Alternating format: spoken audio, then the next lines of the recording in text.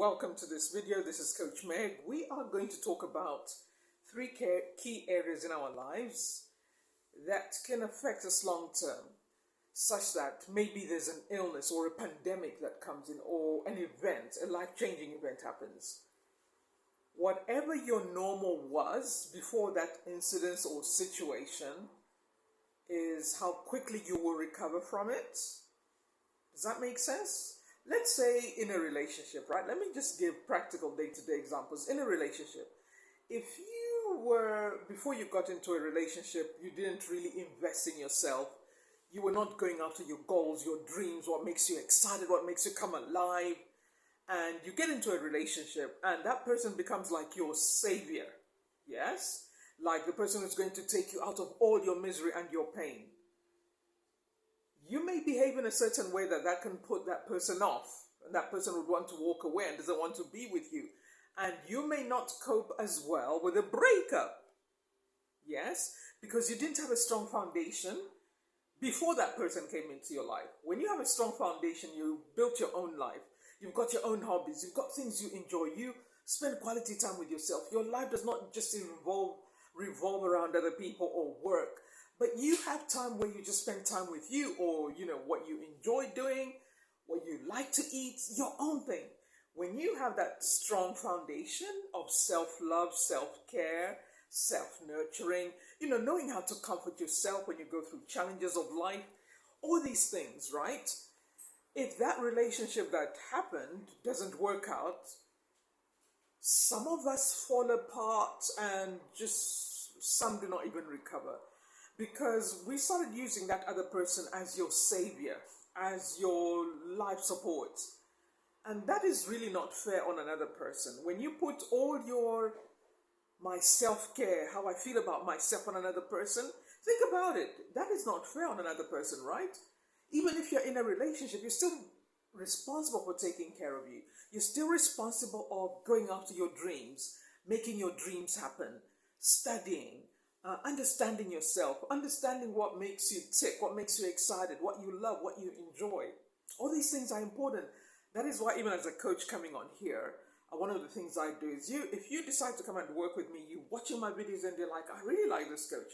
I want somebody like her to support me to accomplish my goals. A coach helps you to compress time. Instead of wasting time 10 years trying to learn something that you could learn in a masterclass, 3 hours. A coach helps you to compress time, helps you to redeem time. It's a spiritual concept I'm using, and what that means is get back your lost time. So a coach, a really good coach anyway, helps you to do that. A good coach doesn't tell you what to do. A good coach helps to draw out the best of you, so you become the best version of you. Does that make sense? Yes. So I gave the example of a relationship, say like maybe work situation. This is one of the things I talk about, the transformation of working for another company or several companies. It's part of life. We all have to do that. There's nothing wrong with that. We learn a lot of things by working with other companies. But when the time for transition comes to start your own business, if you didn't have a strong foundation while working for other companies, preparing, planning, thinking, I want to do more. Yes, I want to accomplish more. I remember speaking with one of my sister circles. They were saying, oh, it's a bit expensive to fly to Africa this time. And I remember saying, ladies, it's not about how expensive it is. It's about thinking, what do I need to do so that I can book that flight and go? It's a completely different mindset. What do I need to do? How can I get resourceful so I can book that flight and go? Because as long as we think, oh, it's too expensive, you never get it done, because it's almost like it's an elephant in the room. You don't want to talk about it. You don't even want to think about it, because it's like it's too big for you. But guess what? This is why transformation is important. We are designed to be problem solvers. It comes naturally to us, actually. And understanding that each of us have been conditioned to think about ourselves a certain way is important. That is why you have to actually challenge your own bias, your own thinking. Because sometimes what you think is helpful is not actually helpful. Yes? So in any situation, in any challenge, it's about thinking, okay, what needs to happen for me? that I can make this work, that I can accomplish this? What do I need to learn so that I can accomplish that? Because we're always learning, we're always evolving. Unless you're one of those who has a fixed mindset, where you think, well, these things don't happen for me. As long as you keep saying that, your mind shuts down and your mind is not willing to learn something new. I remember some of the challenges I faced on my own journey and realizing that, wow, if you commit yourself to learning, not just learning and unlearning, you become unstoppable. You're no longer intimidated by challenges if and when they come. You're like, you know what? Whatever happens, somehow all this is going to work out. I remember Jim Rohn saying, one of his things that he said in one of the conferences he was speaking at, a seminar, I think it was in Australia. He said you have to be willing to go through the different seasons of life without falling apart. And he said something important which another coach said. He said, all good will be attacked. It's one of the laws of life. It's also in Genesis, where God said, subdue. I'm going to use that word and I'm going to pause a little bit. It's like, let's say for example, because I remember saying this to an elderly client when we were talking about the fears that we face when you're trying to make some changes in your life, you're trying to improve the quality of your life. Really important. And we were having this discussion with this lady, and she's in her 90s, and I was laughing so hard because, she was contributing to the discussion, and I was contributing to the discussion. I really love elderly people because you learn something just listening to them, like, wow, some people really learn the right lessons from life, and some don't. They could be in their 80s. And fair enough, some people, they just focus on what they need. But they don't have a rounded, a whole holistic approach to life, right? So anyway, as we were discussing, we were saying that it's almost like you've got some monkeys. You're about to do a presentation, right? And you're afraid. You want to be a better speaker. And it's like all these monkeys start jumping around. They want attention. And you have to decide, shut up. This is what I'm doing right now, and this is what I'm focused on. We all have that power to control all this chaos and unruliness that can rise up anytime and at any time, especially when you're trying to move forward and make things better. So what am I trying to say here is all good will be attacked. When you decide, I'm done with abusive relationships, I'm done with toxic relationships, I'm done with people who are selfish, stingy, jealous, competitive. What is it in me that is attracting people like that? We have to think, right? Because it takes two. You have to think, what is it in me that enjoys the company of somebody like that? Yes?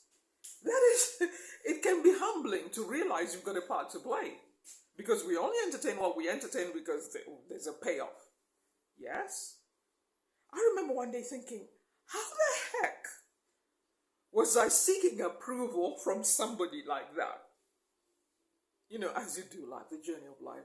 I remember really being blown away. Very funny for me, actually. Because you see, sometimes, this is also for church people, we assume just because the people have a title of a Christian, we assume they will have a certain behavior. You assume there will be a certain way. Wait a minute. How? Why? What is that? Somebody calling themselves a Christian doesn't mean nothing at all, actually. Because some may say they are Christians, but what do they understand? Through what filter do they understand who God is?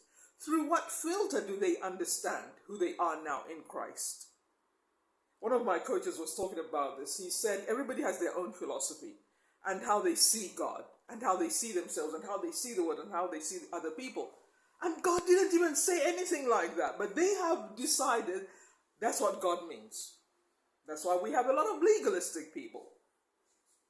Yes? They insist. And then we also have some extreme religious people who, if you don't believe what I believe, you don't deserve to live. Wait a minute. Who are you?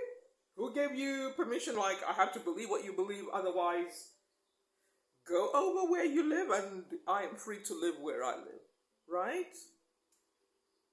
So we all have to think. I think it's important in life to realize life is about unlearning the nonsense and learning what is helpful for our lives.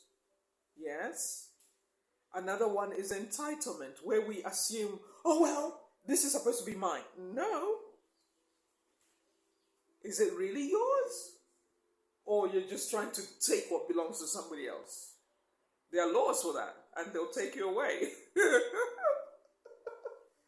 If they don't take you away, you manage to get away with it. You only manage to get away with it for a while. If it's not yours, back off and leave it. If somebody's not yours, back off and leave it. In fact, nobody's actually yours, even in a marriage relationship. Yes? Being in a relationship with somebody else doesn't mean you own them or they own you. It's a partnership, it's an agreement. Are we moving in the same direction? Yes? I remember sharing on one of the live streams, some relationships don't make sense. It's like, why are we even... Because there's nothing to keep the friendship. There's nothing to keep the excitement. There's no common goal, no common vision. So we have to think about these things that somehow they affect us and the direction that we want to go. You may end up not going where you want to go because of relationship choices, because of career choices, because of our financial choices. That's another one I'm going to tackle on now. This is not for everybody. You have to decide for you. Where do you want to be financially? Do you want options in your life? Do you want freedom in your life to travel where you want to travel? Go on holidays with family and friends, with your husband, with your spouse, with your partner? Do you want to focus on a certain area of study? Not spend all your life working for money that only pays your bills. Think about it, right? I remember saying to somebody, somebody was actually who was born in England. I wasn't born in England. I came from somewhere else, and I relocated. And I said to him, have you ever thought it doesn't make sense that people work so hard, but they're actually struggling to even pay their own bills? There is something wrong with the system. And each individual has to reflect and think, wait, there has to be better. And that same day, as we were having this discussion, he was like, you are so right, it doesn't make sense. Because you see, if you live anywhere long enough, there are certain things you're going to see that this is not right, this doesn't make sense. So what is God's way for us? It's to start unlearning the nonsense. Start unlearning the stuff that doesn't make sense. Start unlearning all this following blindly and exercise freedom of thought. That is why one of the important things for me is I would rather think about it. Yes, I may not always get it right, but I give myself the freedom to reflect on it, think about it again. Yes? For example, let me actually backtrack a little bit. In that same discussion, one of the ladies that I was talking to later, she had gone through it was a work environment, toxic work environment. And because of that environment, she came to the conclusion, remember I talked about your own filter and your own philosophy. She came to the conclusion, I may not be able to cope in a working environment. And so she took early retirement and signed off as sick or disabled, whatever it is, and, surviving on the little income. And I remember thinking, oh, if I could have a week with this lady, something about her will change. But I could see that she probably wouldn't even be able to cope. She would have to be the person who makes her own decision. You know what? I want better. Just because I was in that work environment doesn't mean I don't have the skill set. Doesn't mean I'm not the right employee. Sometimes it's just the wrong work environment. We have to be careful of that, what we are learning from our life experiences. Sometimes we come to the wrong conclusions. You can be in a relationship or several relationships, and because you haven't taken time to reevaluate who you are, what you like, and where you're going, your life vision, you may come to the conclusion, I see this all the time, these debates online about, it's now gone to, there are always these debates. Oh, men are like this. Oh, women are like this. No, speak for yourself. We're not all the same. Speak for yourself. Stop generalizing. What are your choices? You kept choosing the same person but in 6 different names, right? You can come out to all these relationships and say, "Oh, men are like this." No, wait a minute. What you were exposed to, what you allowed, you didn't give yourself permission to get to know different types of people. You see, I can say this because I worked in a healthcare environment. I worked with the NHS and I worked in 3 different countries. And that gave me the blessing, and I'm so grateful for that background of getting to interact with different types of people, all sorts of backgrounds, academics to housewives to everything in between. One of the things I noticed was some people were depending on the healthcare institution to completely heal them. Some of them didn't realize their part in the healing process. Yes? So, where are we going with this? You and I must make a commitment to always keep growing and learning. And it's not just about learning, it's about applying. Yes, and that's where the challenge can be. It's applying what you're learning. Because whatever you keep doing, that's who you are. So to do something different, we have to step back and start thinking, who am I in this season of my life? Who do I want to become? Yes? If I want to be financially better off because of the background I came from, many of us came from a working class background, right? That's what we saw.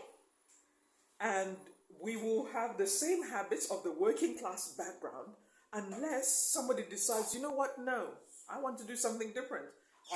I saw the results of coming from that background, and there's nothing wrong with it. It's just each of us must make our own decision. And the freedom that this is my choice.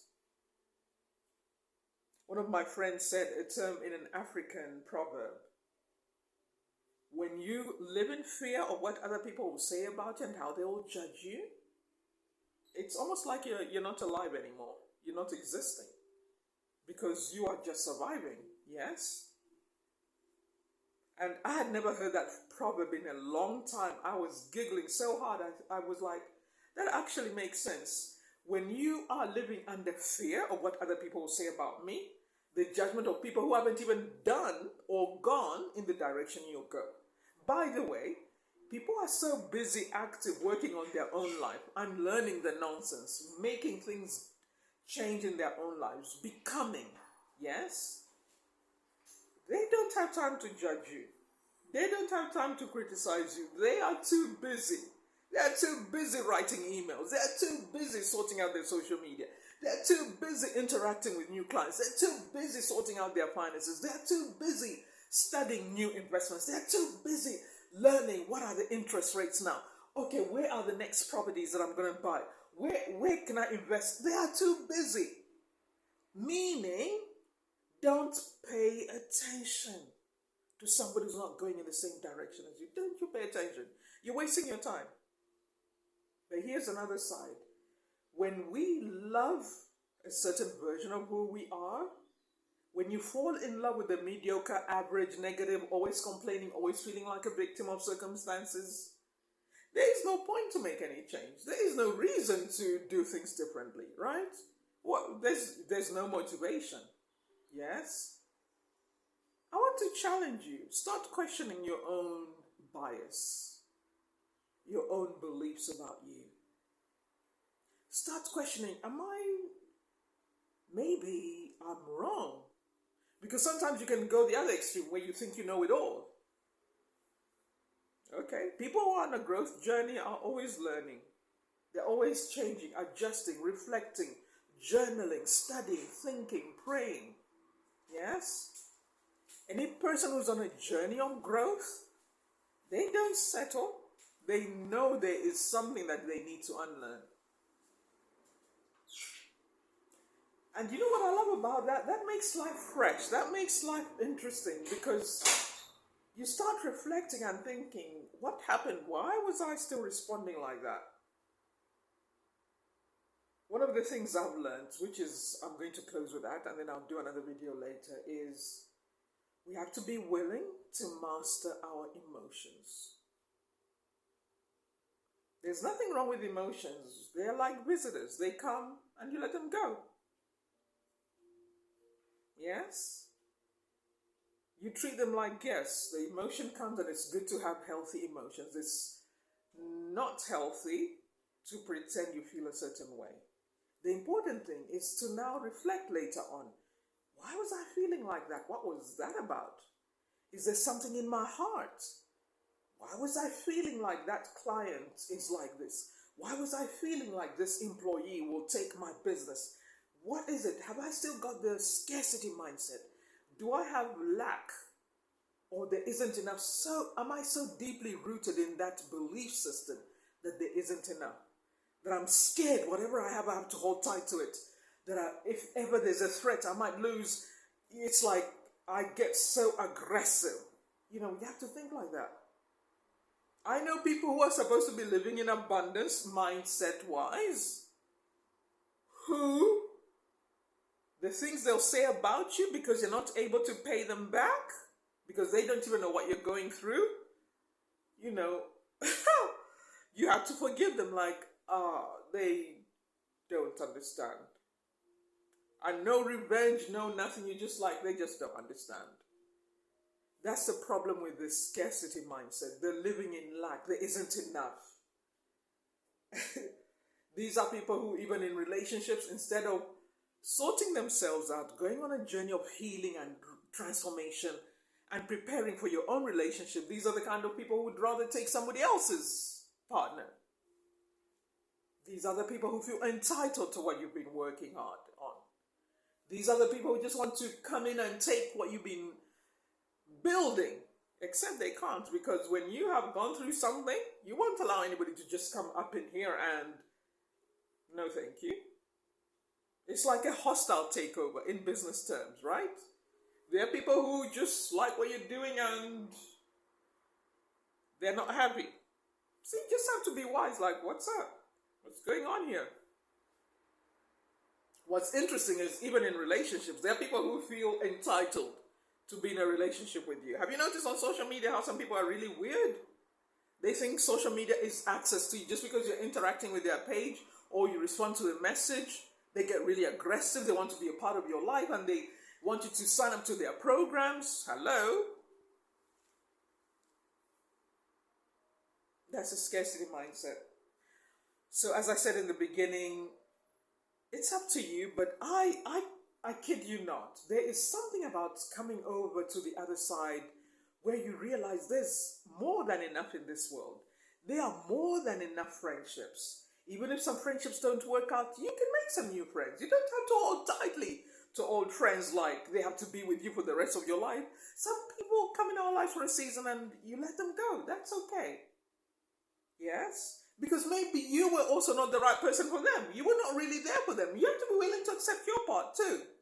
Right? Why does it always have to be the other person? That's what maturity says. Sometimes it's me. Absolutely. And be willing for people to walk away from you. But if you can try and make it work, that's even better. Try and make it work. Yes? And recognize, don't fight for your place in another person's life. You don't have to. Just be willing, just be present, just be there, just be available for them when they need you. Or, in a sensible way, I mean. I don't mean this toxic, like, oh, you haven't been there for me, oh, and then now you have to drop everything. And I think every healthy friendship is somebody who knows how to sort out their own life. And if they really need you, they've already done some things to try and fix the problem. Those are healthy friendships. Yes? Healthy friendships are with people who they're doing as much as they can to solve their own problems. They don't put the blame and burden on you. No, we are all independent agents. We are all independent agents. Yes? And you have to also watch yourself. When everything falls apart, do I try to solve my problems as much as possible before I even ask anybody? And I'm not talking about where you are too proud to ask for help. That's not what I'm talking about. That's another extreme. What I mean is you've done what you can, and those who've been your friends, by the way, they'll know you've done as much as you can. Those who are your real friends, that's a topic for another day. Your real friends, they'll know you've done as much as you can. and they won't judge you, and they'll just be willing. They'll just be like, what do you need? May God send you such friends. Yes? Because you're the kind of friend that will always be there for another. May the seed that you sow in friendships come back to you hundredfold. Yes? So, make the commitment. You know what? This is a new me. It's an identity shift. I've gone through so many identity shifts over my years. Because, like for parenting, right?